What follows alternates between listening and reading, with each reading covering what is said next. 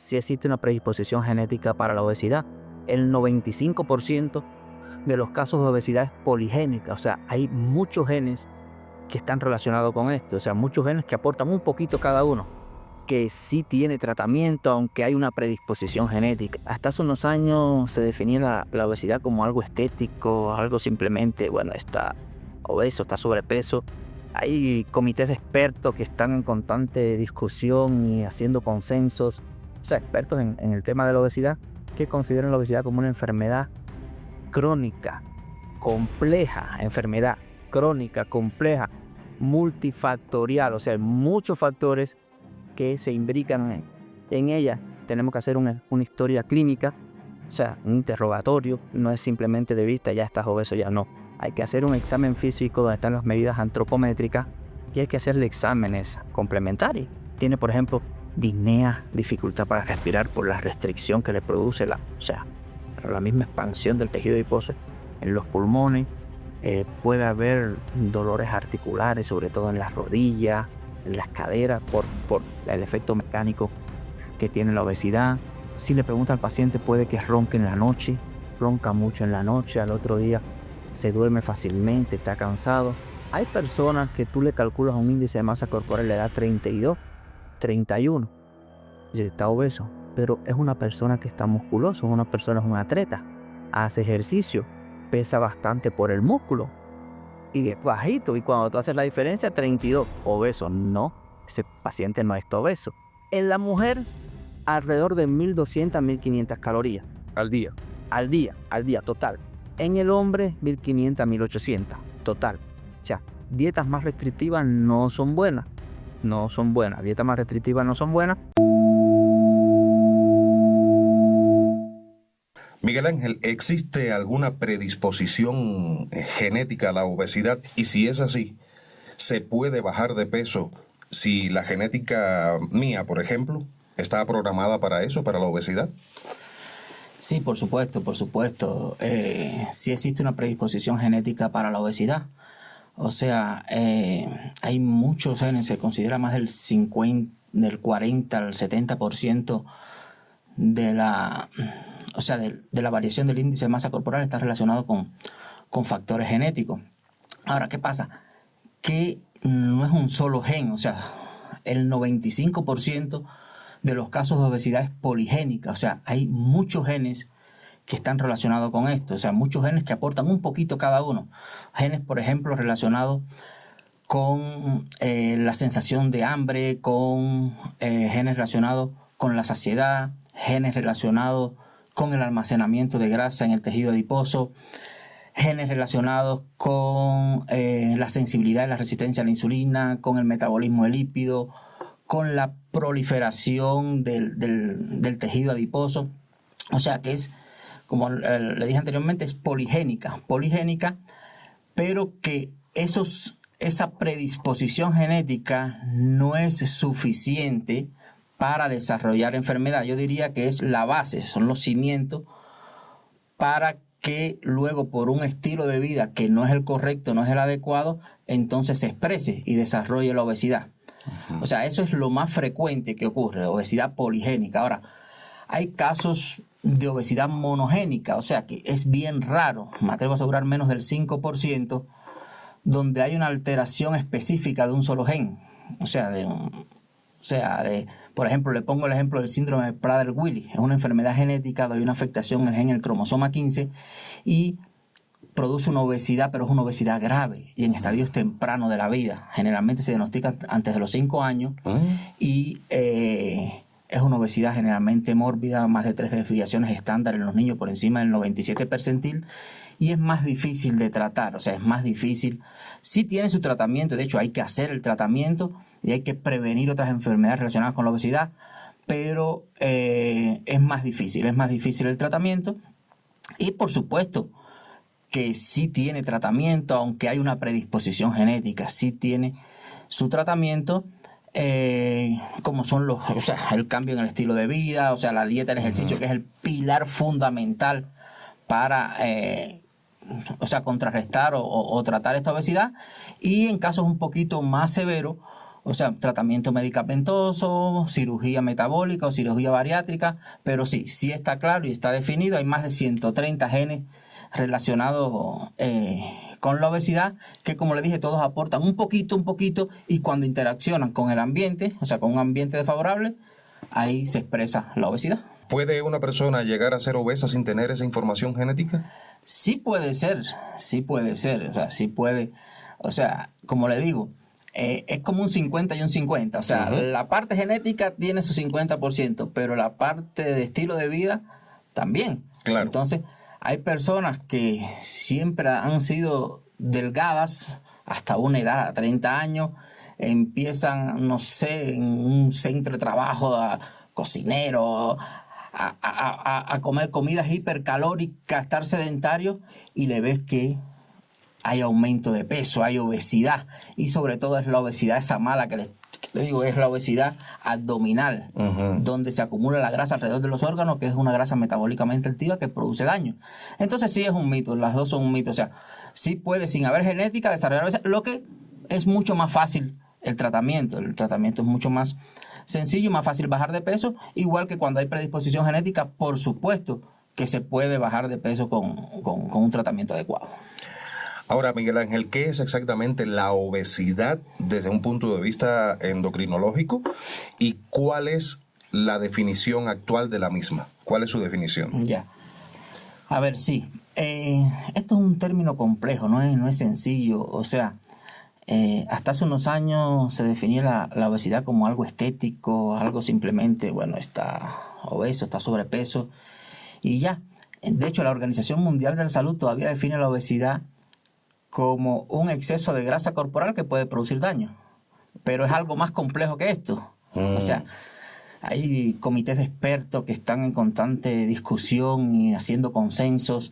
O sea, expertos en el tema de la obesidad, que consideran la obesidad como una enfermedad crónica, compleja, multifactorial. O sea, hay muchos factores que se imbrican en ella, y que por supuesto se caracteriza por un exceso de la acumulación de grasa corporal. Entonces, eso más bien en cuanto al concepto de obesidad. Ajá. Me decías que la definición actual más correcta sería esa. Ajá, sí. Una enfermedad. Una enfermedad crónica, multifactorial, compleja, caracterizada por un exceso de acumulación de grasa.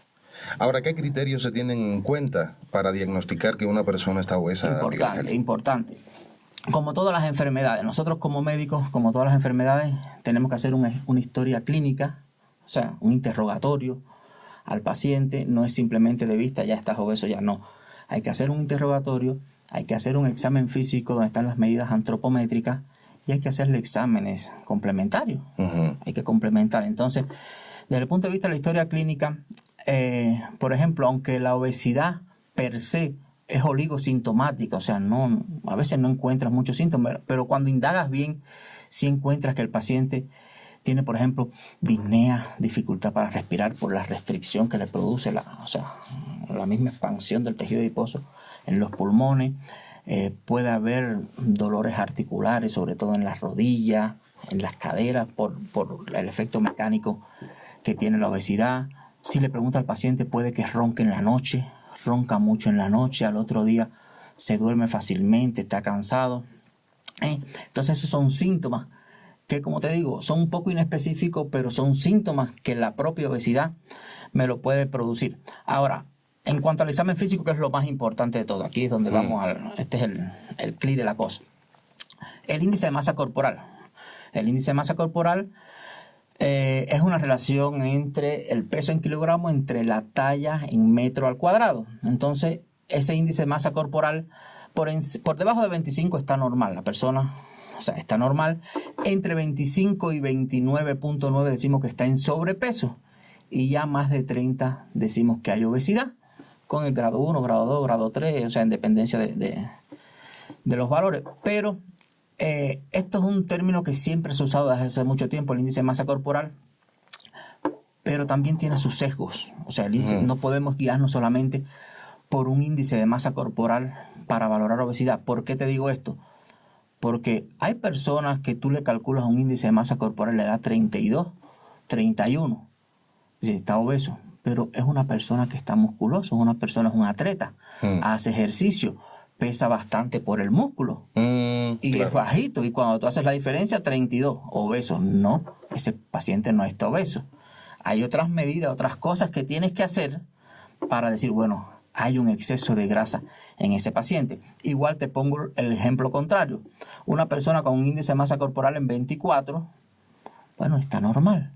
Por ejemplo, una persona mayor que tiene déficit de músculo, está sarcopénico, tiene déficit de músculo, pero tiene exceso de grasa. La grasa pesa menos que el músculo. Entonces, cuando tú haces un índice de masa corporal, el paciente tiene 22, 23, 24. Está normal. No tiene exceso de grasa. Entonces, por eso existen otros métodos que hay que hacer. O sea, siempre que tienes un índice de masa corporal por encima de 30, tienes que corroborarlo con otro método. Una de las formas más fáciles que nosotros los profesionales tenemos a la mano es el perímetro de la cintura. O sea, una simple cinta métrica, le mides la circunferencia abdominal hacia el nivel del ombligo, por encima del ombligo, y no debe dar en la mujer más de 88 y en el hombre más de 102, porque ya por encima de esos valores decimos que hay un exceso de adiposidad abdominal, de grasa abdominal, que eso es más malo que tener un índice de masa corporal en 35. O sea, el exceso de la adiposidad abdominal está relacionado a una grasa muy activa que se almacena alrededor de los órganos y está relacionado con enfermedades, hipertensión arterial, insuficiencia cardíaca, cardiopatía isquémica, resistencia a la insulina, diabetes, o sea, una serie de trastornos metabólicos que son importantes. Entonces, por eso tenemos el índice de masa corporal, tenemos esta circunferencia de la cintura muy importante. Hay otra estas son las más usadas, pero hay otra que es el índice cintura-cadera, que se mide la cintura, se mide la cadera alrededor de los glúteos. Y ahí, por ejemplo, más de 0,9 en los hombres, más de 0,8 en la mujer también está alterado. Entonces, esas son las mediciones antropométricas que hacemos. Ahora, existen otros exámenes que hacemos que ya no es como tal, o sea, esta medición tan simple, que requiere más recursos, es más caro, como es la bioimpedancia eléctrica, como es la densitometría, como es la resonancia magnética, la tomografía, pero ya eso es más bien para ver el exceso de grasa. O sea, se dice que un hombre no debe tener más de un 25%, cuando se hacen estos métodos que le estoy explicando, no debe tener más de un 25% de exceso de grasa, y la mujer no debe tener más de un 35%. Entonces, cuando se hacen estas medidas o estos exámenes, y en el hombre hay más de un 25%, en la mujer más de un 35%, decimos que hay exceso de grasa. Ahí se dice que hay una adiposidad, o sea, hay un exceso de grasa. Esos son esos métodos. Y también, o sea, hablamos de la historia clínica. En la historia clínica, también, además de los síntomas que te había dicho anteriormente, que se me pasó, también cómo se asocian enfermedades importantes, también hay que hacer pesquisa de esas enfermedades, o sea, que la misma obesidad puede ser responsable. La presión arterial, ver cómo está la glucosa, o sea, que no hay alteración del metabolismo de los carbohidratos. Entonces, los exámenes complementarios, que ya te decía que, bueno, la resonancia y la tomografía pueden ser considerados uno de estos exámenes, también es en busca de esto que le estoy diciendo, de repercusión en otros órganos. Por ejemplo, hay que ver que la función hepática, las enzimas hepáticas estén bien, que no haya una esteatosis hepática, una acumulación de grasa en el hígado. Hay que ver el riñón, que no haya microalbuminuria, que la propia obesidad se me produce esa microalbuminuria, y eso es un estadio inicial de la enfermedad renal crónica. Hay que ver la presión arterial, porque la misma obesidad, por varios mecanismos, me produce aumento de la presión arterial. Hay que realizar glucosa, porque me altera el metabolismo de los carbohidratos, me puede producir prediabetes o diabetes. Hay que ver cómo están los lípidos en la sangre, sobre todo los triglicéridos, el LDL colesterol, que es el colesterol malo. Todo eso hay que hacerlo, y cuando tenemos todo eso, entonces decimos, bueno, este paciente tiene una obesidad que actualmente estos expertos que le estoy diciendo la clasifican como preclínica o clínica. La clínica es ya como sinónimo de la enfermedad. La preclínica es simplemente las medidas antropométricas alteradas, pero sin ninguna repercusión en órganos diana. Y la clínica como tal es ya cuando tenemos estas medidas antropométricas, o sea, el índice de masa corporal, la perímetro de la cintura, pero tenemos síntomas, el paciente ya tiene síntomas o ya tiene alguna afección por estos exámenes que le estoy diciendo, alguna alteración en un órgano diana que puede producir daño a la obesidad. Miguel Ángel, ¿bajar de peso es solo cuestión de comer menos y moverse más o hay factores más complejos involucrados? A ver, sí, o sea, comer menos y moverse más es imprescindible, es importante. O sea, esa máxima es fundamental. Esa máxima es fundamental, eso es la piedra angular, o sea, la dieta, la actividad física, pero por supuesto que hay otros factores, no es tan simple, ¿eh?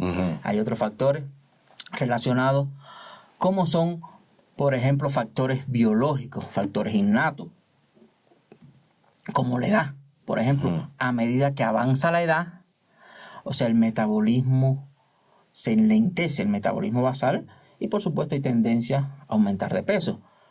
El mismo metabolismo basal, o sea, es diferente en diferentes, o sea, en los organismos, o sea, en diferentes personas, exactamente.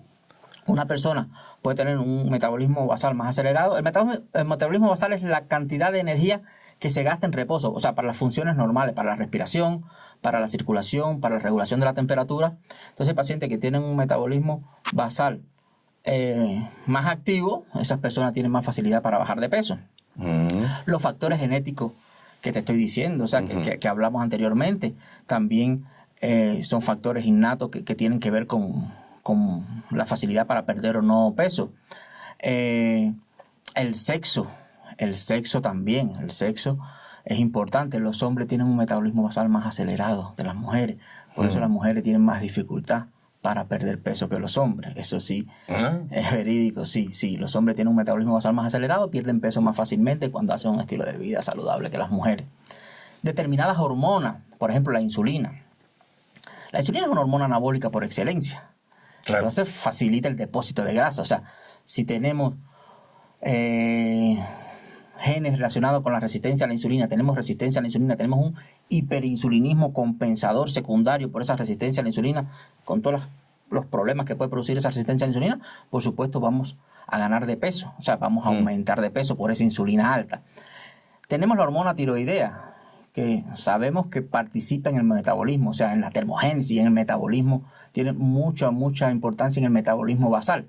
Entonces, cuando tenemos un hipotiroidismo, o sea, nuestra tiroides no produce la suficiente cantidad de hormonas tiroideas, ahí el metabolismo basal se enlentece y entonces tenemos tendencia a ganar de peso.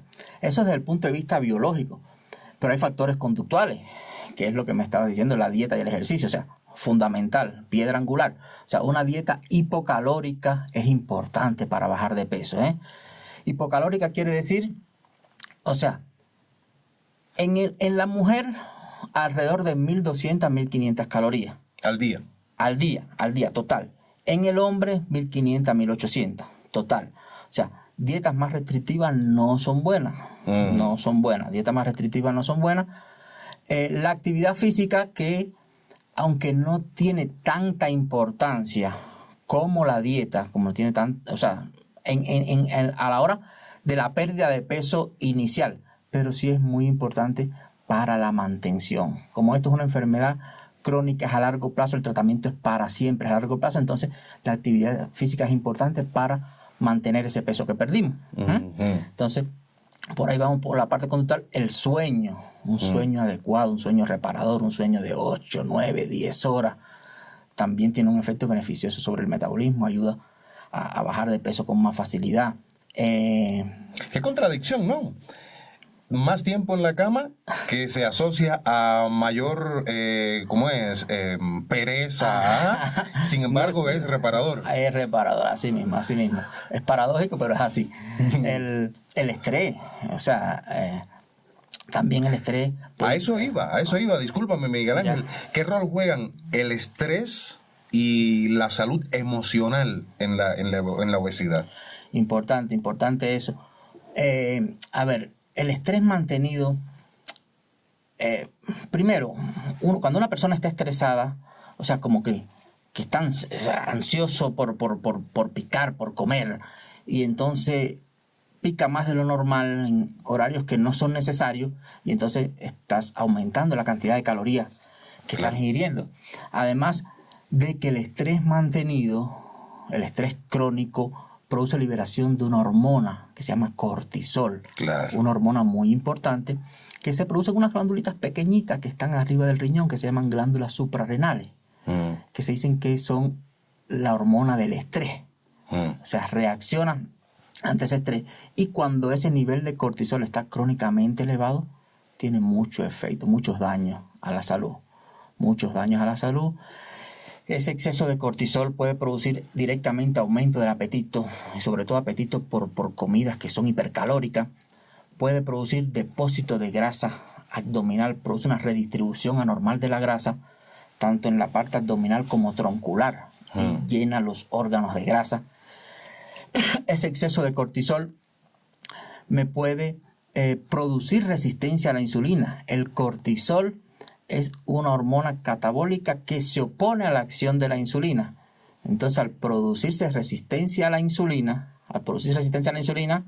el organismo dice, no hay insulina, ¿qué pasa? Voy a producir más. Hay un hiperinsulinismo compensatorio. Produce más insulina para lograr el efecto que normalmente tiene que hacer con niveles más bajos de insulina. Entonces, ese hiperinsulinismo es malo, trae alteraciones en los lípidos, alteraciones en la glucosa, con todos los efectos deleterios que puede tener. Y también el cortisol produce daño muscular, produce disminución de musculatura. Hay una enfermedad que es la enfermedad de Cushing, que es la enfermedad, la enfermedad característica del exceso de cortisol endógeno, que se llama síndrome de Cushing, donde las personas tienen obesidad troncular, o sea, todo el abdomen, pero tienen extremidades flaquiticas, brazos flaquitos, piernas flaquitas. ¿Por qué? Porque produce degradación de músculo.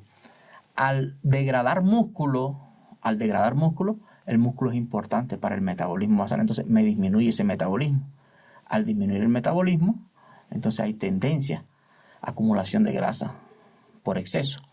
Además de que si estoy cansado, si me están, quitando músculo, voy a estar cansado, voy a tener pereza para hacer actividad física. Entonces no voy a realizar actividad física y todo ese conjunto entonces va a conllevar a... O sea que hay un factor emocional también ahí de fondo bastante fuerte, ¿no? Claro. Amigos, estoy con el doctor Miguel Ángel Marrero. Miguel Ángel Marrero es endocrinólogo en el Hospital del Seguro del IES en Ecuador, en Quito, la capital de Ecuador, y ha tenido la gentileza de acompañarnos para atender a múltiples pedidos de muchos de nuestros espectadores. Por cierto, si no lo has hecho, para que este video, para que este podcast llegue a muchas más personas que lo necesitan, porque estamos enfrascados en eso, en tener una mejor salud de manera general, pues regálenos un like, suscríbanse al canal y compártanlo en sus redes sociales.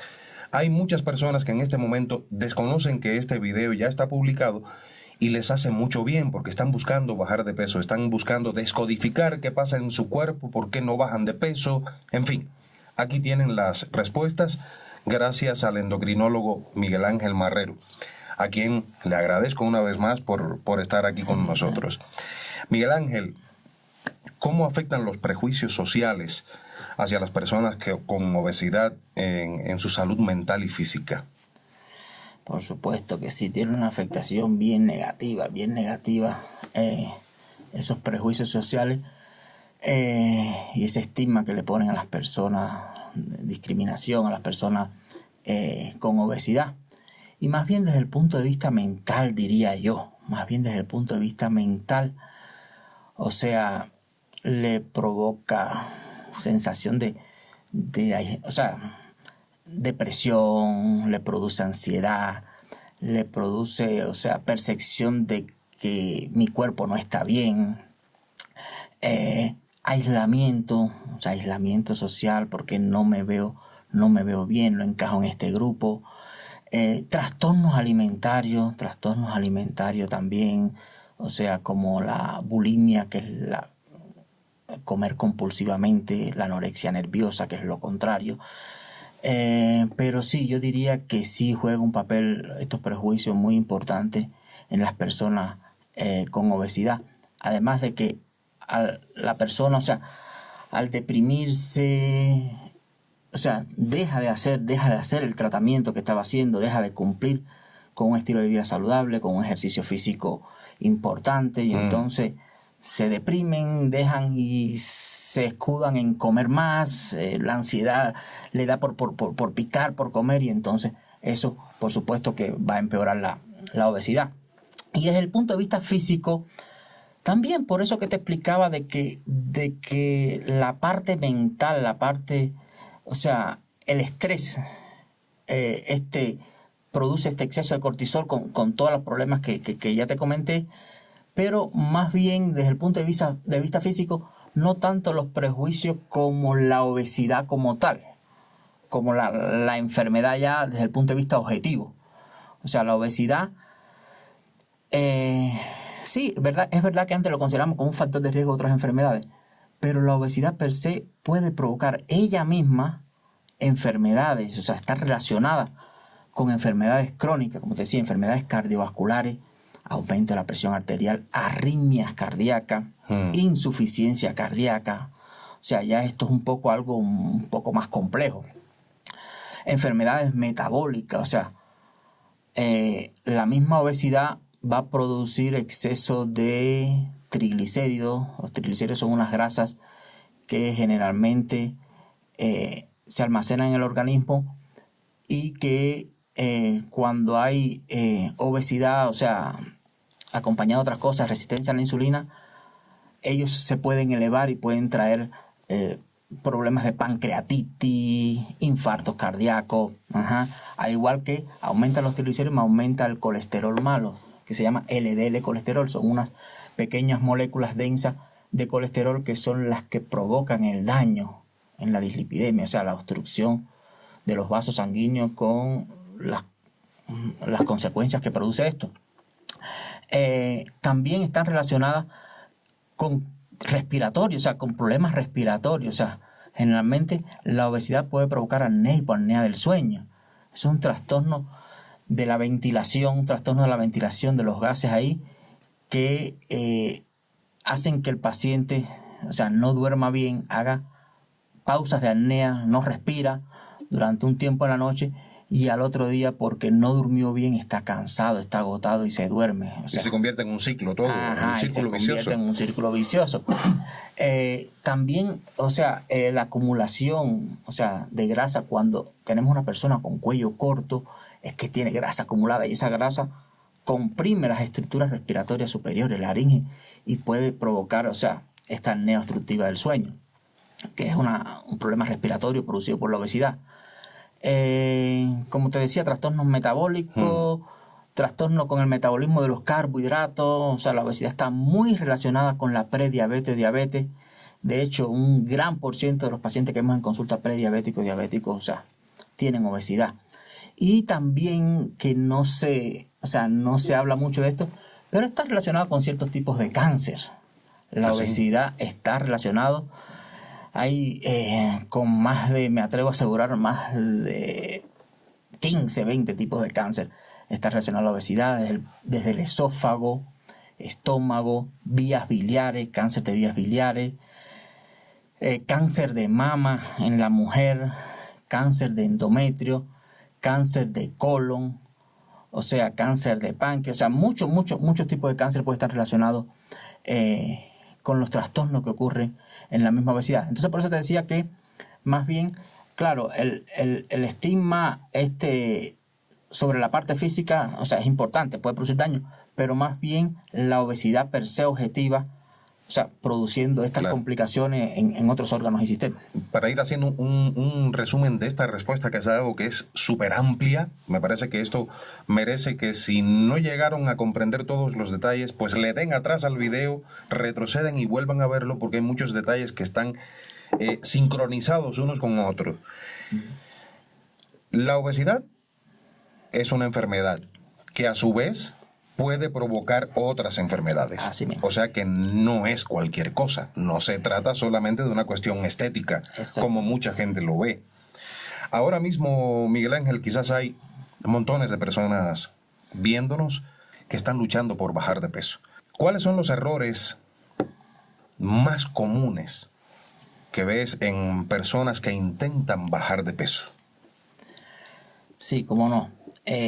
Sí existen muchos errores, como por ejemplo, o sea, nosotros siempre orientamos, o sea, como especialistas, como que una dieta adecuada debe ser una dieta balanceada, una dieta que aporte todos los nutrientes esenciales, los macronutrientes, carbohidratos, proteínas, grasa, vitaminas y minerales, para, o sea, además de perder peso, tener repercusión en evitar daños a la salud.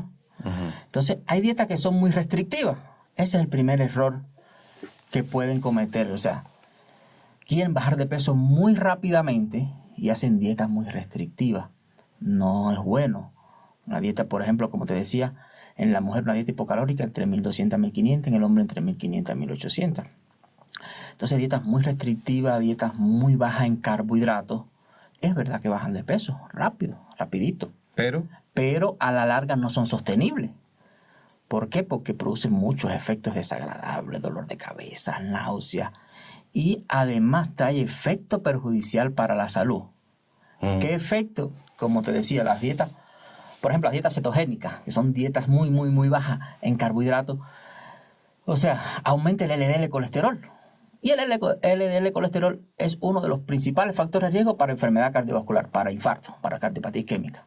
O sea, que una dieta muy restrictiva te puede llevar a eso. Me puede llevar a eso. Una dieta muy restrictiva me puede llevar a formación de muchos cálculos en la vesícula ricos en colesterol, por ese aumento que te estoy diciendo del LDL colesterol. Entonces, también tiene esa consecuencia. Una dieta muy restrictiva me puede, además de que pierdo grasa, pierdo músculo, porque estoy haciendo muy restrictiva. Claro. Y ya hablamos que la pérdida de músculo disminuye el metabolismo basal. El músculo es importante y podemos tener una respuesta paradójica. O sea, al disminuir el metabolismo basal, o no bajamos bien o aumentamos de peso. Entonces, claro, puede existir esa respuesta por la pérdida de músculo. Entonces, lo otro es, o sea, esto es en cuanto a la dieta restrictiva. Lo otro es no realizar actividad física. Las personas piensan que... Segundo error grave. Segundo error, no realizar el ejercicio físico. Es que es verdad que la dieta es lo fundamental, pero como te decía anteriormente, o sea, todo esto está como relacionado. El ejercicio físico es importante. Un ejercicio físico de moderada intensidad me ayuda a mantener ese peso perdido. Además de que me ayuda a no tener esa pérdida de músculo. O sea, cuando hago dietas un poco restrictivas, me ayuda a no perder ese músculo. Entonces, es mucho más factible la pérdida de peso cuando hago una dieta hipocalórica y cuando realizo actividad física, o sea, combinada. Entonces, eso es otro error. Otro error es no dormir lo suficiente. O sea, claro, estábamos hablando. O sea, el sueño es importantísimo y te voy a dar explicación médica. O sea, el sueño es importante porque el sueño me mantiene un metabolismo activo, un metabolismo que me facilita la pérdida de peso. Pero el sueño, o sea, el déficit de sueño, no dormir las 8 horas que necesitamos, hace que se liberen una serie de hormonas.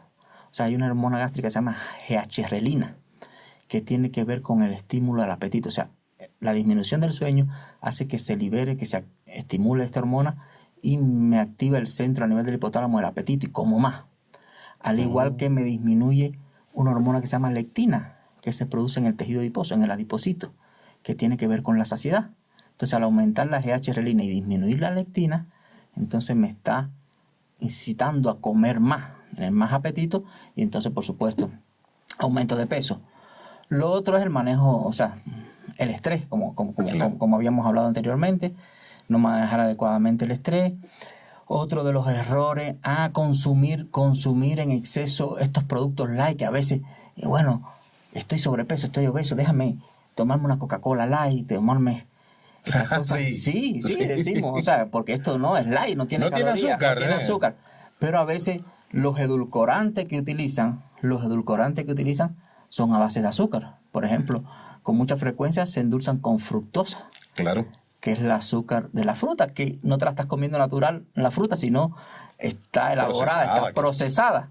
Claro. Y eso a la larga produce trastorno en el metabolismo del lípido, produce resistencia a la insulina y a la larga puede producir prediabetes, diabetes y todos esos problemas. Entonces, esos productos, light tampoco son tan beneficiosos.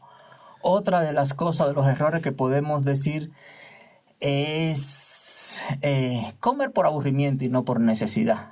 O sea, estoy aburrido en la casa, estoy viendo déjame el refrigerador, abro el refrigerador, un heladito y esto, y entonces estoy metiendo calorías, claro, que no las estoy gastando, estoy metiendo calorías y eso me lleva a la obesidad. Comer entretenido, estoy comiendo frente al televisor, viendo el teléfono, no me doy cuenta, estoy comiendo unas papitas, estoy metiendo calorías. Otro de los errores, no busco apoyo médico. Uh-huh. O sea, toda persona que quiera bajar de peso, o sea, uno puede ser autodidacta y decir, bueno, voy a hacer esto, pero para eso están los especialistas. O sea, tú tienes que tener un especialista en nutrición, un entrenador físico como médicos fundamentales para bajar de peso. Lo otro es que no ser constante, o sea, no ser perseverante, y esto es un proceso que es largo. O sea, bajar de peso es un estilo de vida, o sea, hay que ser muy disciplinado. Siempre, hay que ser muy disciplinado. Entonces, las personas ya pasaron 3 meses, no bajé de peso, entonces ya dejan eso y empiezan a comer y entonces hacen rebote. Entonces, esos son errores que ocurren. Son muchos. Sí, son muchos errores. Me faltan muchos, pero bueno. ¿Cuándo se debe considerar la obesidad como una enfermedad crónica y no solo un problema estético? Importante. También hemos dicho algo en preguntas anteriores, pero importante. Enfermedad crónica cuando hay daño en un órgano o sistema. O sea, como te decía, hay dos. Actualmente está considerándose la obesidad como obesidad preclínica y clínica. No sé si has oído del tema. Preclínica es cuando tengo el exceso de grasa, pero no tengo nada, no me siento nada. No tengo problemas para bañarme, para hacer las cosas habituales, no tengo dolor en la rodilla, no tengo colesterol alto, no tengo presión alta, no tengo ni diabetes ni prediabetes, mis riñones, o sea, todo perfecto, solamente el exceso de peso. Claro. Eso es una obesidad preclínica. Uh-huh. Y la obesidad clínica, que ya es lo que me estás preguntando, ya es cuando hay afectación de un órgano o sistema o hay algunas, sintomatología, que como te decía anteriormente es un poco inespecífica la sintomatología, pero cuando la indagas la encuentras. Problemas respiratorios, roncar, sueño diurno, problemas con realizar las cosas habituales. Y no puedo aflochar los zapatos, me da falta de aire. Cuando me baño, tengo falta de aire. O sea, cuando subo escalera, me siento... Esos son síntomas de la obesidad. Entonces, cuando existe esa afección de un órgano o sistema, sea cardiovascular, endocrino, o sea, del metabolismo, de la parte respiratoria, como habíamos dicho anteriormente, ahí consideramos la obesidad como enfermedad. Y lo importante de esto es que, te decía anteriormente, que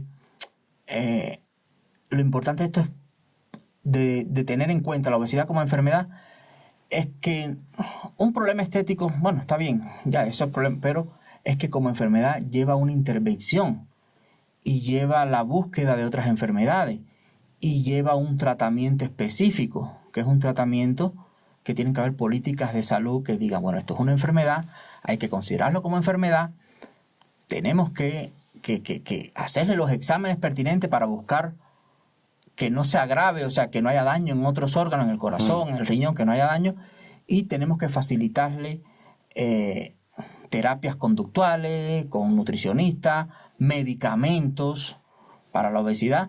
Entonces, ahí es la importancia de considerar la obesidad como una enfermedad. Y ahí llegamos a una parte súper importante. ¿Cuáles son los tratamientos más efectivos, los más efectivos que se recomiendan hoy en día entre dietas, ejercicios, medicamentos, cirugía, Perfecto. todo esto? Muy importante esa pregunta. O sea, como te decía anteriormente, los cambios de estilo de vida, o sea, es la piedra angular. O sea, dietas hipocalóricas, actividad física de moderada a alta intensidad, es muy... Esa es como la base, ¿no? Es como la base para bajar de peso. Y a veces es lo único que tenemos a la mano.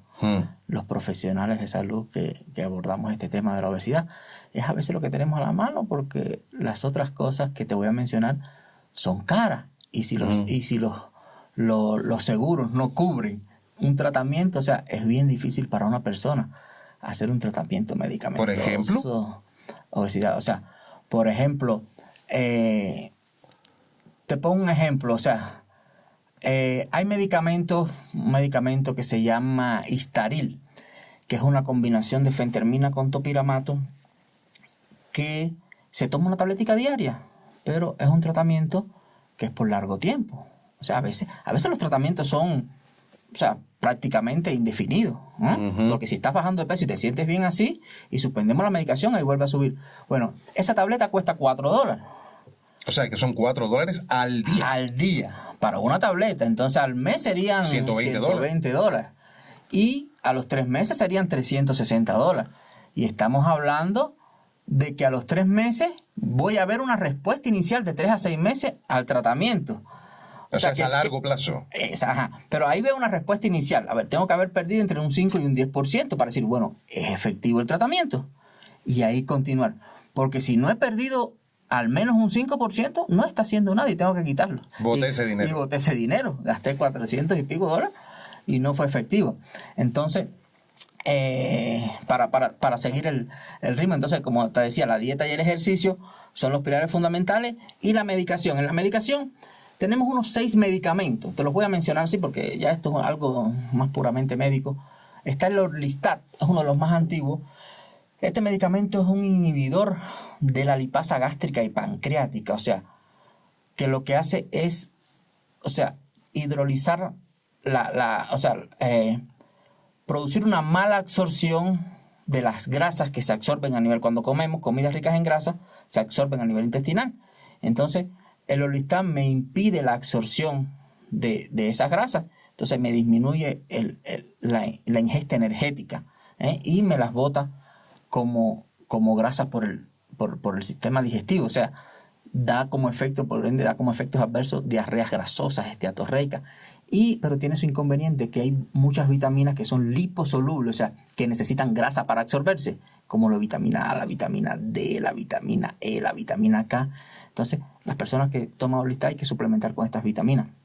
Y esta es una de las medicaciones más baratas y cuesta más de $2 la tableta, y hay que tomar 3 tabletas al día. Y es de las más baratas. Más barata, hay que tomar 3 tabletas al día. En desayuno, $6 al día, entonces. Exacto. Entonces, y la pérdida de peso es un 3%, más o menos, con este medicamento. Entonces, ¿A largo plazo igual? sí, o sea, sí, no es tanta. Es uno de los menos efectivos en la pérdida de peso.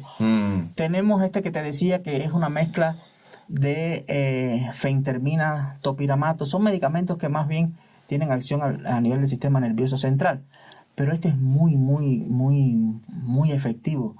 Se pierde hasta un 11%, eso es bastante, hasta un 11%, 10 a 11% del peso corporal.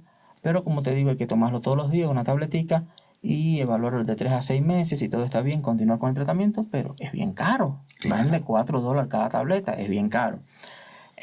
Otro medicamento que tenemos disponible es el Naltreva. Es una mezcla también de naltrexona con bupropion. Son medicamentos, casi todos son medicamentos que actúan en el sistema nervioso central y producen sensación de saciedad. Este medicamento también es, a la hora de la efectividad, es más o menos comparado con el Orlistat que le comentaba inicialmente. Y hay otros que están un poco más recientes en uso, que son de los más efectivos, que son los análogos del GLP-1 péptido similar al glucagón. Son inyectables, pero son bien efectivos. Aquí tenemos, el más antiguo es la liraglutida, o Saxenda, se conoce con el nombre comercial. Es una inyección subcutánea parecida a los pen de insulina. Uh-huh. Es una inyección subcutánea que se pone, o sea, se empieza con una dosis de 0.6 miligramos diarios. O sea, hay que inyectarse todos los días. A la semana se aumenta el doble, 1.2, después se aumenta 1.8, después 2.4, hasta alcanzar la dosis, o sea, máxima, que es de 3 miligramos. O sea, que las dosis máximas radican entre 2.4 y 3 miligramos. Entonces, es un medicamento que es caro. Como la pluma cuesta más de $100. Entonces, cuando estás en los estadios iniciales, sí, una pluma te puede durar para 2 o 3 semanas, pero cuando estás aumentando la dosis, porque la pluma trae 6 miligramos por ml, trae 18 miligramos total. Entonces, cuando ya estás en la última semana con una pluma, no duras la semana. Entonces, estamos gastando más de $100 a la semana. Para la semana. Terrible. Para un tratamiento que es efectivo, se baja hasta un 6-8% de peso corporal en los primeros 3 meses. Con ese sí he tenido experiencia y pacientes que vienen muy contentos por la pérdida de peso, pero como te digo, hay que mantener esa pérdida de peso con dieta, con ejercicio. Hay que ser muy disciplinado, porque si no, botaste el dinero, dejaste de la medicación y a los 2 meses estás igualito que antes de perder el peso. Entonces, hay otro que es incluso que se va a sacar aquí en Ecuador el día 6 de septiembre, o sea, pronto.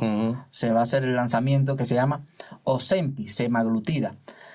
Esa se pone semanal, es mucho más cómodo porque es una inyección semanal, pero también es caro. ¿Qué precio tiene? Es bien caro, creo que cuesta más de 250 cada pen, y el pen tiene 1 o 2 dosis.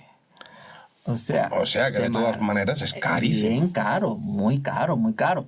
Por eso te digo que esto de la obesidad es un poco, o sea, tienen que implicarse más políticas, Estado, gobierno, claro, para esto. Hay países que sí, o sea, países donde el seguro, creo que Estados Unidos, no sé, en España creo que también cubren estos medicamentos, los seguros sociales. Entonces, ahí puede hacer un tratamiento. Es el modo correcto de asimilar algo que se considera una enfermedad cuando llega ya a esta etapa de la obesidad clínica. Claro.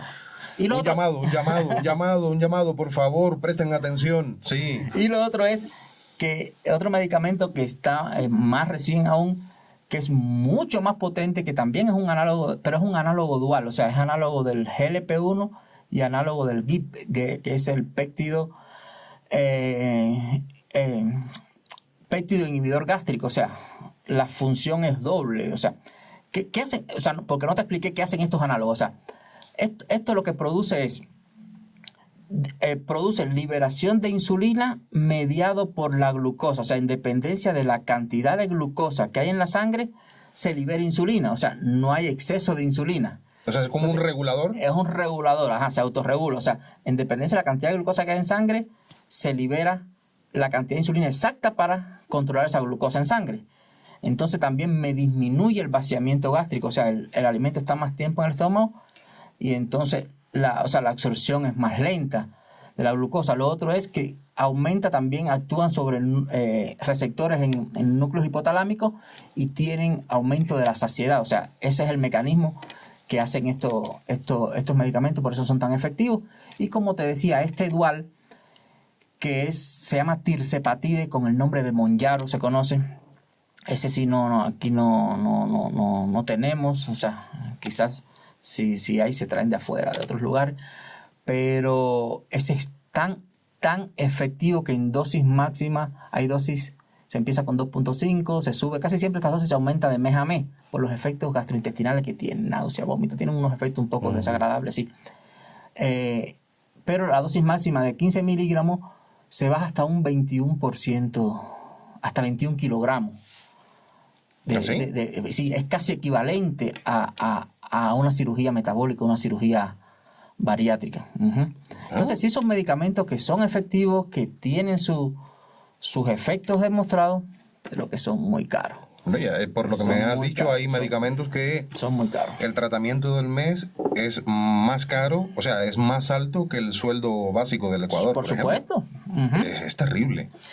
Y en última instancia, o sea, hablamos de estilo de vida, hablamos de medicación, y en última instancia tenemos la cirugía bariátrica, que se usa ya, es como escalón, ¿eh? Cuando ya no resuelve con estilo de vida, no resuelve con medicación, bueno, vamos a probar la cirugía bariátrica, o en índice de masa corporal muy alto, por encima de 40, por ejemplo, ya eso se considera obesidad mórbida y tiene indicación de cirugía bariátrica, o un índice de masa corporal de 35, pero con algunas enfermedades crónicas, o sea, unas comorbilidades que bajar de peso le va a ser muy beneficioso. Entonces se usa la cirugía bariátrica. Las dos más usadas son la manga gástrica y el bypass gástrico. O sea, la manga gástrica es como una cirugía restrictiva. O sea, te dejan un pedacito, o sea, te quitan la mayor parte del estómago de forma vertical y te dejan como un estómago más pequeñito.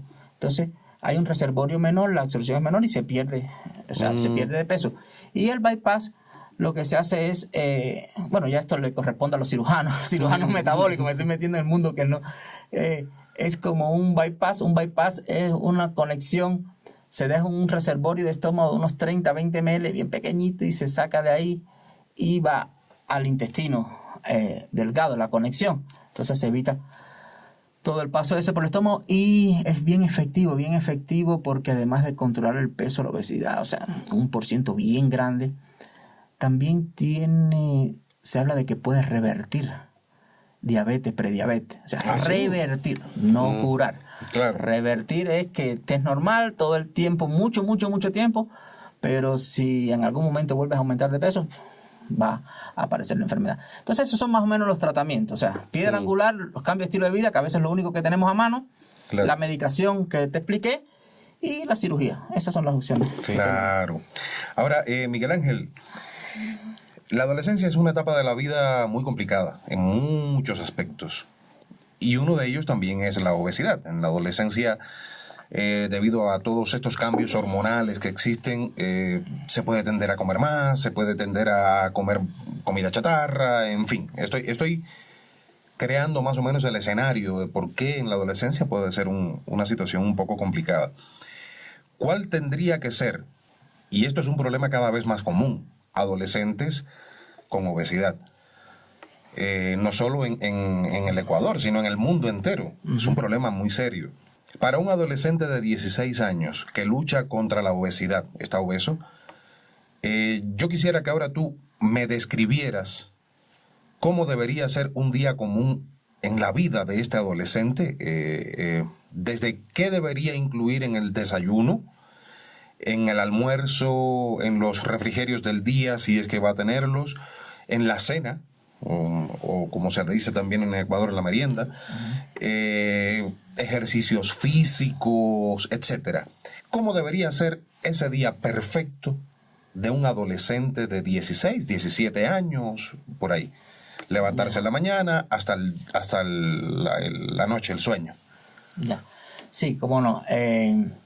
A ver, todavía en esta etapa, o sea, primero es importante que ese adolescente, o sea, busque ayuda médica, o sea, en profesionales, o sea, como te decía anteriormente, en un nutricionista, un médico nutricionista, en un deportólogo, profesor de entrenador físico. ¿Por qué? Porque todavía este adolescente está en crecimiento, está en desarrollo. No es como usted, como yo, que ya somos adultos y que decimos, vamos a comer pequeño, vamos a comer estas porciones así y ya. Entonces, por eso esa dieta tiene que ser calculada, esa alimentación. Yo creo personalmente, no soy nutricionista, manejamos esto, pero no soy nutricionista, que no debe incluir una dieta de menos de 2.000 calorías, incluso aunque esté sobrepeso obeso. Un adolescente. Un adolescente no debe incluir porque está en constante desarrollo, crecimiento. Entonces, si le damos, quizás la dieta restrictiva que te decía anteriormente, quizás para el adolescente menos de 2.000 sea una dieta restrictiva por los procesos que está atravesando. Entonces, me voy a atrever a darte a grandes rasgos, o sea, cómo debe ser la alimentación. Después vamos a hablar de la actividad física, cómo debe ser la alimentación en este adolescente? Primero, o sea, debe ingerir buena cantidad de agua, de 1,5 litros, 2 litros de agua. Eso ayuda a limpiar el organismo, a regular el metabolismo. Entonces, un desayuno, primero a grandes rasgos, a ver, debe incluir la alimentación, o sea, debe incluir carbohidratos, pero más bien carbohidratos complejos. Por ejemplo. Por ejemplo, arroz integral, pasta integral, el pan, si se va a comer pan integral, o sea, que son ricas en fibra. Al ser ricas en fibra tienen gran poder de saciedad. Tienen gran poder de saciedad y tienen menor índice glucémico. Menor índice glucémico quiere decir que cuando comemos, después que comemos, no estimula tanto la liberación de insulina, que como hablamos anteriormente, es una hormona anabólica y aumenta de peso. Claro. Entonces, me atrevo a ponerte un ejemplo. Un desayuno. Un vaso de leche descremada o yogur sin azúcar. 2 huevos hervidos. Una tostada de pan integral. O sea, 2 tostadas de pan integral. Un pedazo de queso. O sea, el desayuno es un desayuno fuerte, Pedazo de queso junto con el pan. Una tacita de fruta. Eso puede ser un desayuno ideal, según mi criterio. Jugos no. ¿En la mañana no? No. Jugos no. Por eso te puse la tacita de fruta o una frutica pequeña. ¿Por qué? Porque cuando hacemos el jugo, es lo que te decía ahorita, cuando hacemos el jugo, ¿qué tiene la fruta? Azúcar, agua y fibra. ¿No es así? Cuando hacemos el jugo, estamos quitando la fibra, que es lo bueno de la fruta. Claro. Es lo que da saciedad, es la malla esa que da saciedad y que me disminuye la secreción de insulina. Entonces estamos dejando agua con azúcar. Entonces estoy tomándome el agua con azúcar con el sabor a la fruta. Ya ves. Entonces, no, jugos no. Jugos no. Entonces, me atrevo a decir que eso es un desayuno bueno para un adolescente, un desayuno adecuado, y un desayuno consistente que le va a dar poder de saciedad y que a las 3 o 4 horas me va a hacer una colación. A media mañana, o sea, un refrigerio. Un refrigerio, exactamente, un refrigerio. No nos gusta tanto tiempo sin comer, porque entonces llegas a la otra comida con más hambre, mucho apetito y comes, entonces comes más calorías de las que necesitas. Claro. Entonces un refrigerio puede ser perfectamente una fruta, una perita, una manzana a mordida. Claro. No ni 3, ni 4, ni 5 frutas, porque como sabes, la fruta, aunque tiene fructosa, aunque es natural, que no es tan dañina como la fructosa esta refinada, exactamente, pero si comes mucho también, claro, a largo plazo es malo. Entonces, una frutica, un puñadito de fruto seco. Variado puede ser. Bastante variado de fruto seco. ¿Por qué? Porque el fruto seco tiene ácidos grasos monoinsaturados. Buenísimo. Buenísimo. Tiene poder de saciedad, tiene efectos beneficiosos sobre la glucosa, sobre el colesterol. Entonces, un puñadito de fruto seco o una frutica me gustaría como colación, o sea, como refrigerio a media mañana. O sea, uno o el otro. Uno o el otro. No los dos. No los dos. Uno o el otro. Claro, te estoy poniendo un ejemplo, sí, pero eso al final hay que hacer un cálculo, claro, de las calorías, claro, y decir, bueno, en el desayuno son el 20% de las calorías van en el desayuno, la colación es el 10%, el almuerzo es el 40%, la colación de la tarde es el 10% y la merienda es el 20%. Y en dependencia de eso, uno saca, pero bueno, eso ya le corresponde a un nutricionista, claro, hacer ese cálculo. Entonces, un almuerzo sería plato pequeño, no plato grande. Plato pequeño para servir porciones pequeñas. Entonces, un plato pequeño donde la mitad del plato sea vegetales, tomate, pepino, lechuga, cualquier vegetal.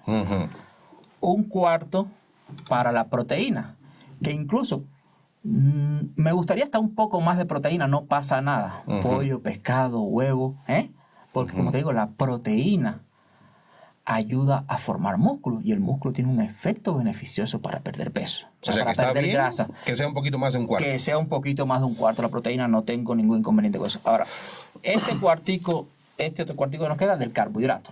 Como te decía, el arroz, la papa, la yuca, las pastas, pero en pequeña cantidad. O sea, una porcioncita no debe ser más de 4, 5, 6 cucharadas de arroz, de pasta, y que sea integral, por lo que le estoy diciendo de la fibra, por lo que te estoy diciendo de la fibra, que sea integral. Entonces, eso más o menos sería en almuerzo con agua.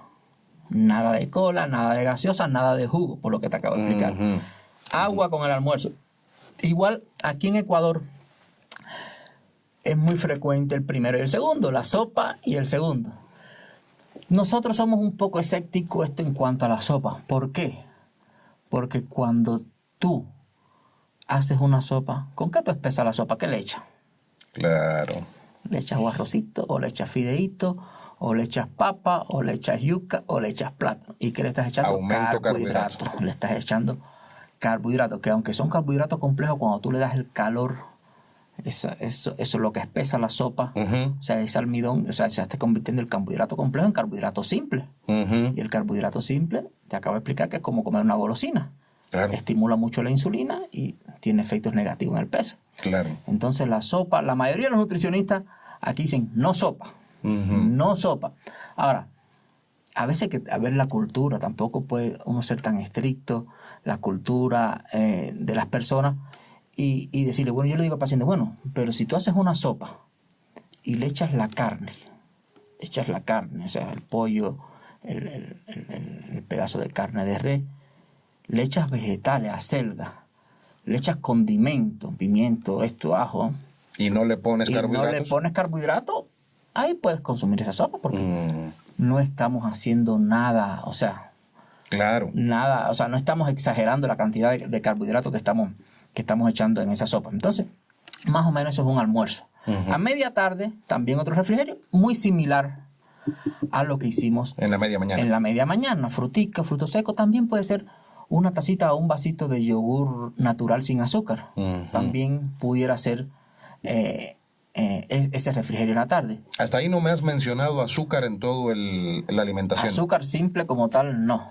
No te menciono. ¿Cero azúcar? Cero azúcar. Todos los carbohidratos son azúcar. Lo que es un azúcar compleja es glucógeno, que en el organismo se degrada por encima a glucosa, que es el azúcar simple. Claro. Entonces, todo te lo estoy dando en forma de carbohidratos complejos, Ujú. no azúcar como tal. Ya. ¿Eh?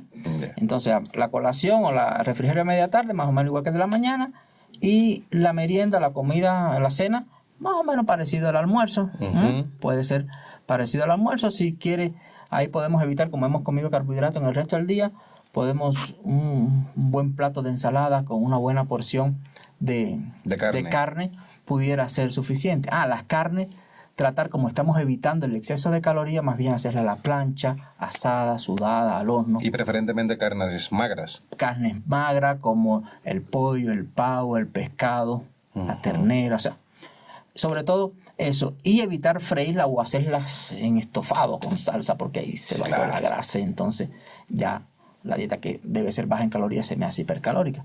Entonces eso es más o menos, sin ser especialista en nutrición, Sí. lo que yo te sugeriría. No, pero eres Gabriela. un científico, eres un médico, eres endocrinólogo Claro, claro. Y está muy bien tu perspectiva del asunto. Ahora, después, esa cena, ¿a qué hora fue, por ejemplo?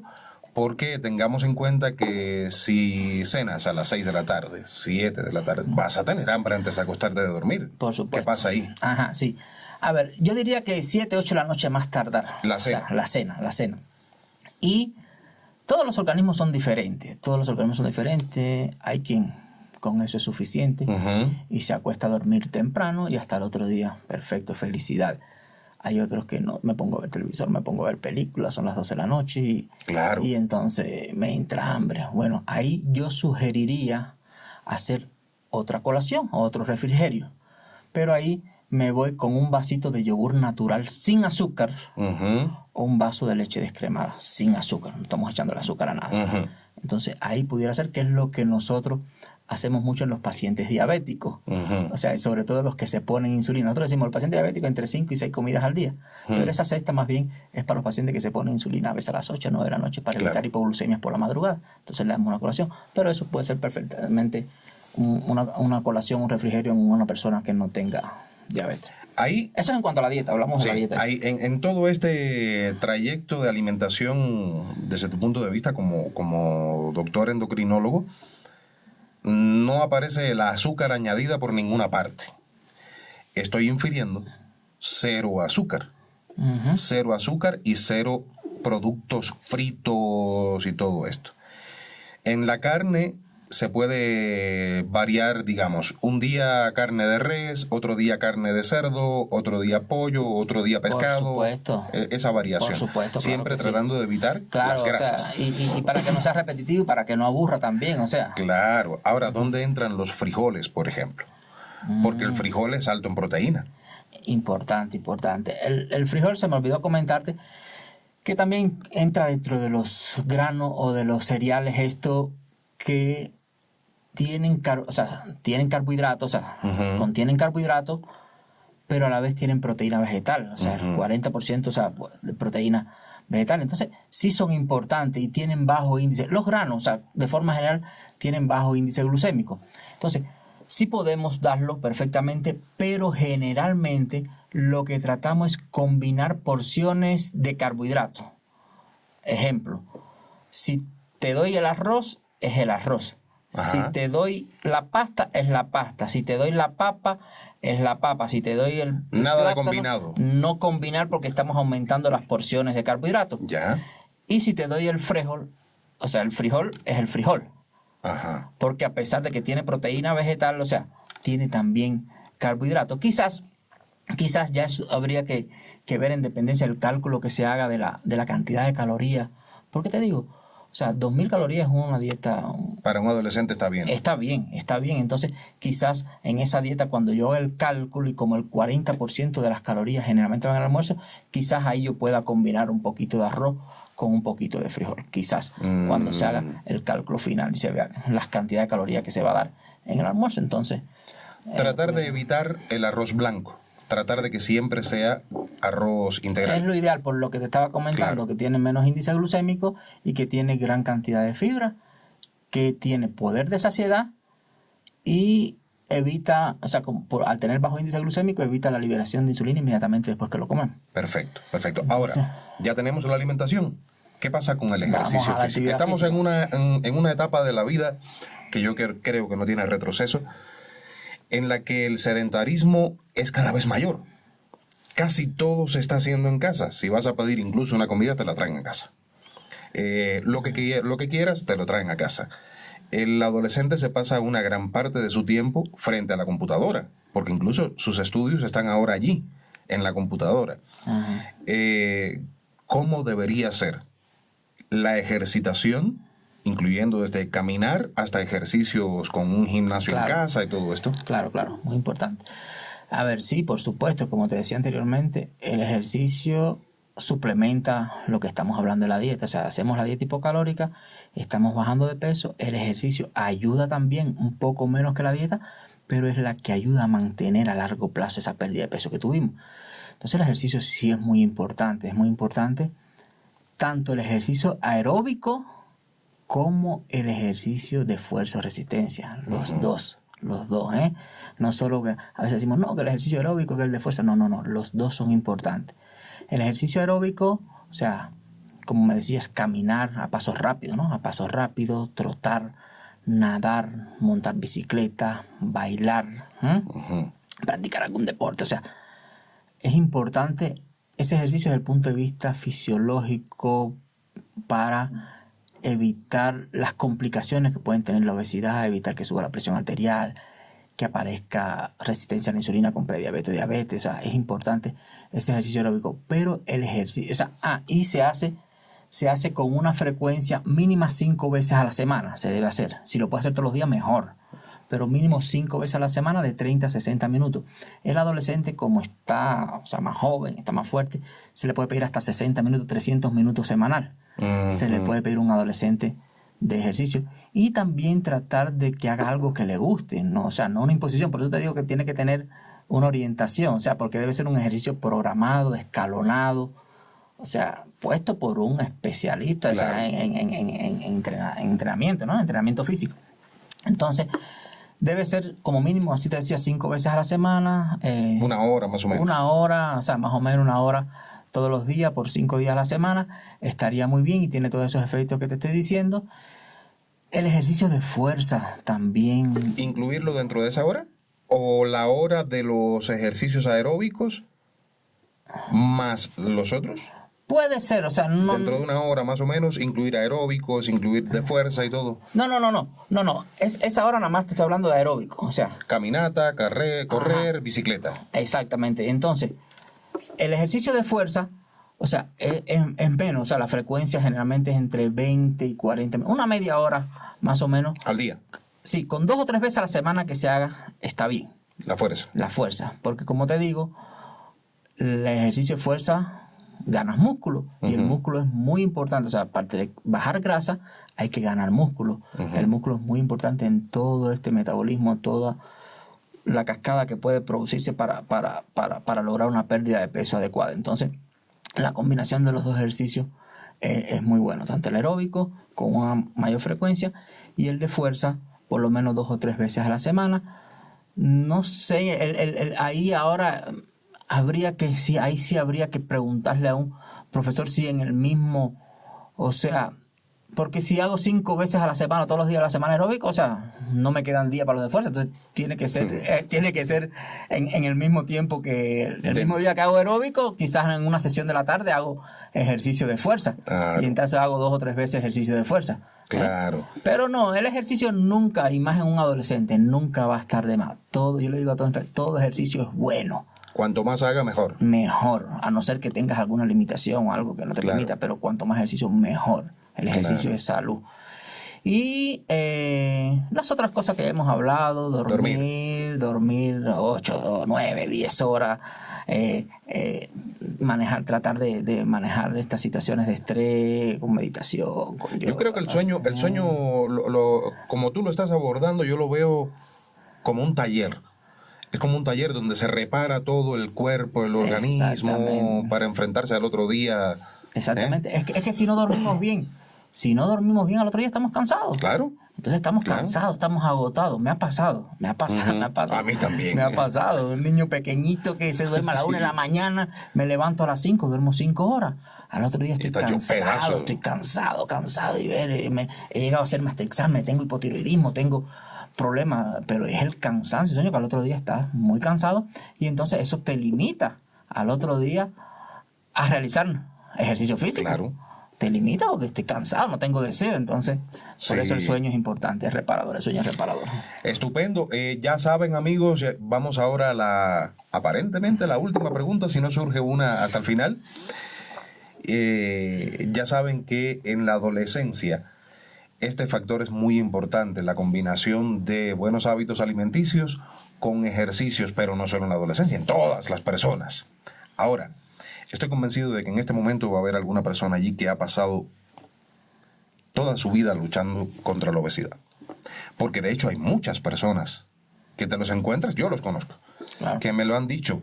Yo nunca he podido bajar de peso. Toda mi vida he hecho todo lo que me han dicho y nunca bajo de peso.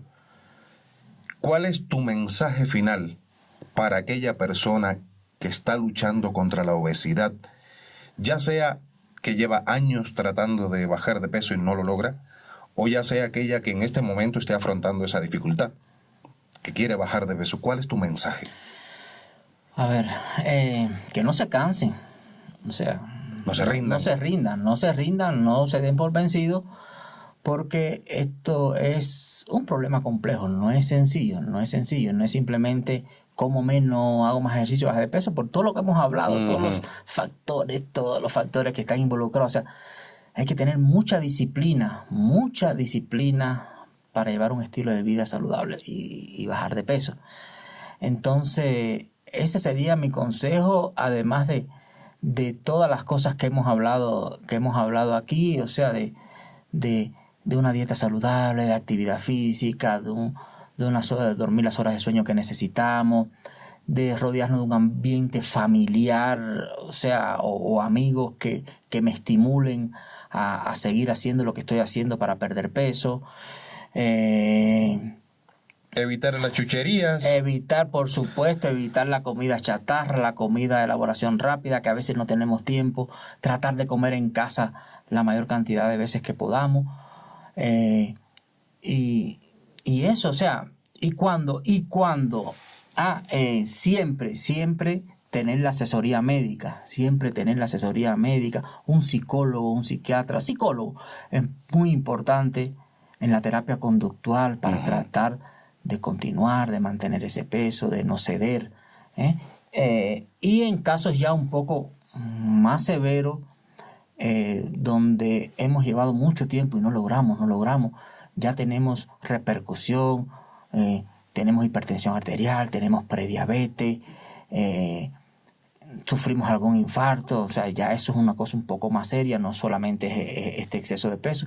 Entonces, añadir terapia medicamentosa, como te digo, primero viendo a ver cómo se puede resolver esto de que los seguros puedan cubrir esto.